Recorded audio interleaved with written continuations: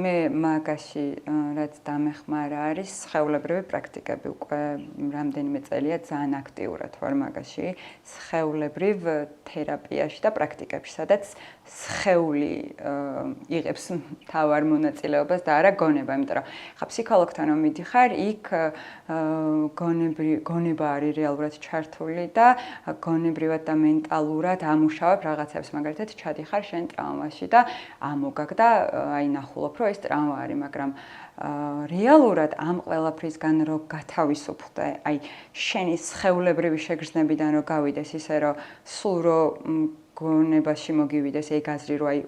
ხო არ დაუბრუნდები სხეულს უკვე რეაქცია აღარ აქვს ანუ რეალურად შენ ფიქრში რო შემოდის ეგ ინფორმაცია მე სხეული რეაგირებს ამაზე რომ უი ისევ საშიშია ან რაღაც გავრბი ვარ ან შეშტები ან რაღაც ხო ეგ მდგომარეობა არის და როდესაც სხეულიდან არის ეს ინფორმაცია ეს გამოცდილება